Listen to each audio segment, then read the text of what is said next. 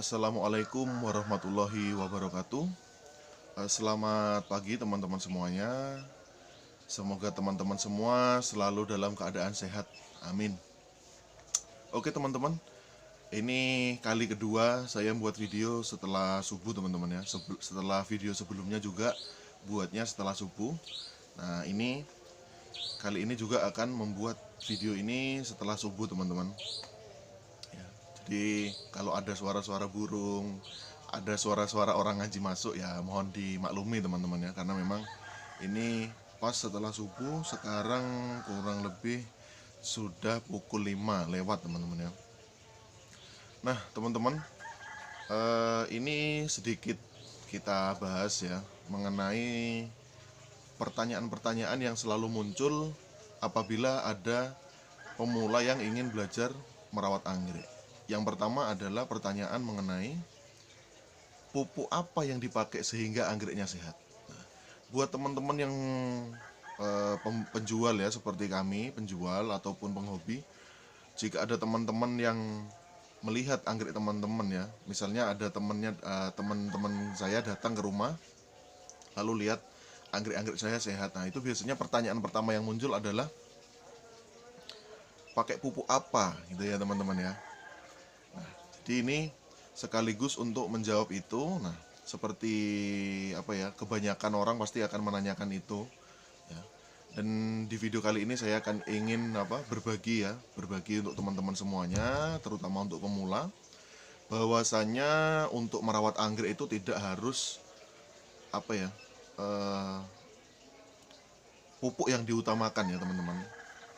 Jadi bukan hanya pupuk yang diutamakan. Nah, faktor yang utama untuk bisa membuat anggrek kita sehat itu yang penting adalah kita sudah tahu agroklimat ya teman-teman, agroklimat.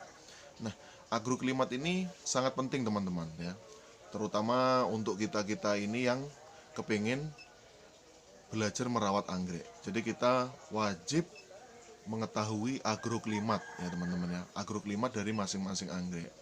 Karena kebanyakan ya seperti di kebun-kebun itu jarang sekali kita temui dua jenis anggrek, misalnya Dendrobium dan Cattleya misalnya ini ya, itu jarang sekali akan ditempatkan di greenhouse yang sama teman-teman. Atau kalau tidak, ukuran seedling dan ukuran dewasa itu biasanya akan ditempatkan di tempat yang berbeda, karena memang ukuran seedling, remaja, dan yang kondisi dewasa berbunga itu beda lagi perawatannya teman-teman. Itu kalau di kebun teman-teman ya. Mohon diralat kalau saya salah ya teman-teman. Nah, jadi di sini kita akan membahas tentang agroklimat teman-teman. Agroklimat itu mencakup apa? Iklim dan cuaca ya teman-teman.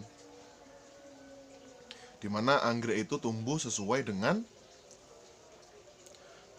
kebutuhannya ya, baik dari segi suhu, kelembapan ya, dan sirkulasi udara serta cahaya ya. Lalu yang terakhir adalah tempat teman-teman ya, seperti itu. Jadi kalau teman-teman sudah paham dengan agroklimat dari anggrek yang teman-teman rawat, itu otomatis anggreknya akan tumbuh subur teman-teman ya, akan tumbuh subur.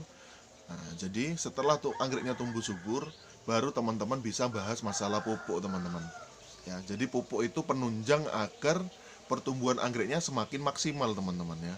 Jadi kalau sebelumnya kita sudah paham agroklimat, baru kita bahas mengenai pupuk teman-teman ya, seperti itu. Nah, agroklimat dari masing-masing anggrek itu beda-beda macam-macam teman-teman ya. Kalau kayak misalnya Dendrobium ya, itu dari ketinggian tempatnya sudah beda teman-teman. Lalu kebutuhan cahayanya juga sudah pasti beda. Biasanya Dendrobium lebih suka cahaya yang lebih banyak dibanding jenis anggrek lainnya ya, seperti mungkin kologin ya, bulbopilum. Nah, untuk anggrek jenis Dendrobium biasanya dia lebih perlu cahaya yang lebih banyak teman-teman ya, karena memang untuk mendorong supaya anggrek itu lebih cepat berbunga ya, adaptasinya lebih cepat, itu untuk anggrek Dendrobium biasanya membutuhkan panas yang cukup.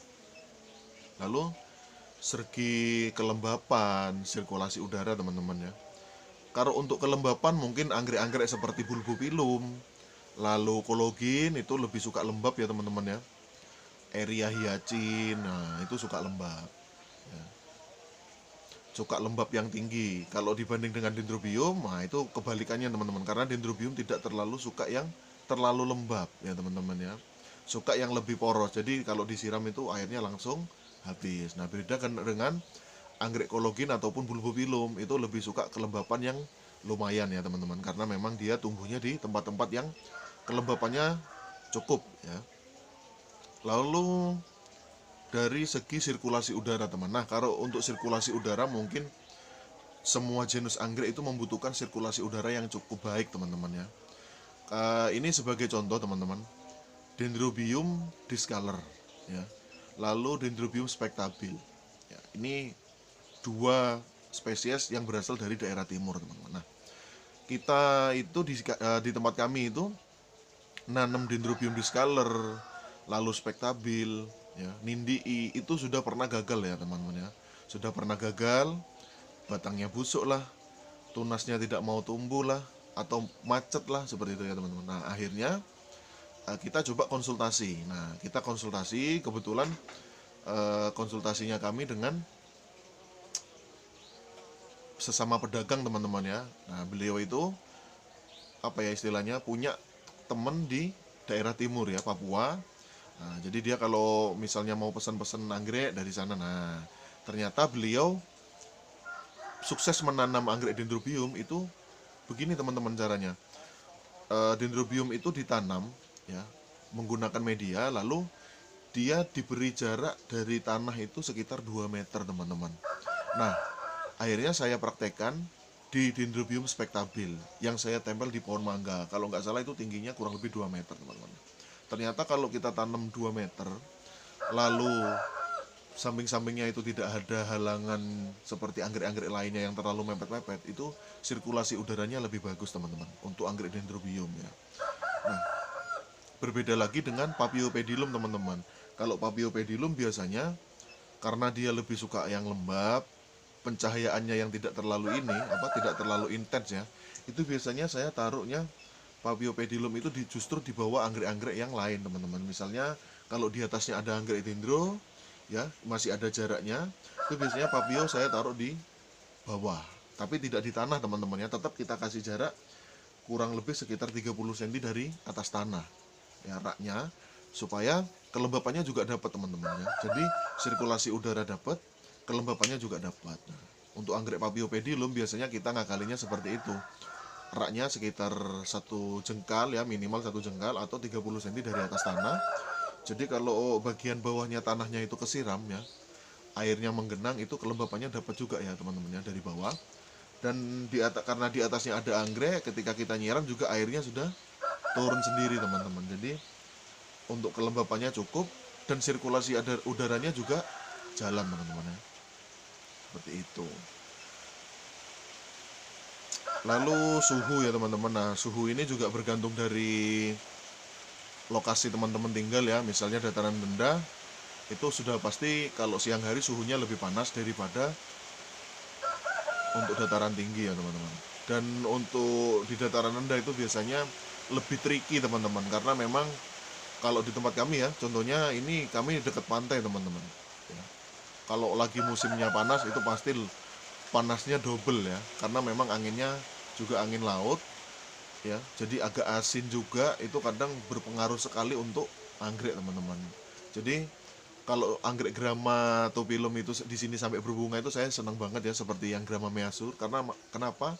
Karena suhu udaranya sudah pasti berbeda dengan di habitatnya teman-teman ya, seperti itu. Nah, oke, mungkin itu saja ya mengenai agroklimat, suhu, kelembapan, temperatur cahaya ya, lalu ketinggian ya teman-teman. Jadi buat teman-teman pemula, semoga setelah menonton video ini teman-teman tidak selalu berpatokan dengan pupuk ya teman-teman ya untuk pertumbuhan anggreknya, tapi teman-teman juga bisa belajar mengenai agroklimat dari anggrek yang teman-teman rawat, dan setelahnya baru ditunjang dengan pupuk supaya pertumbuhannya maksimal. Seperti itu ya teman-teman. Dan ini sudah mulai gerimis teman-teman, mulai gerimis lagi setelah beberapa hari tidak hujan. Ini subuh-subuh sudah, atau pagi ya, ini sudah di guyur hujan lagi. Padahal saya tadi maunya buat videonya itu di belakang teman-teman, di belakang, supaya lebih bercengkrama dengan anggrek lagi ya teman-teman ya. Jadi di belakang itu ada rak ya, lengkap. Cuman berhubung gerimis, akhirnya saya agak maju lagi supaya ada naungannya, supaya tidak kena gerimis teman-teman. Oke, terima kasih untuk yang sudah nonton video ini. Semoga bermanfaat buat teman-teman semuanya. Sampai jumpa lagi di video kami selanjutnya. Wassalamualaikum warahmatullahi wabarakatuh.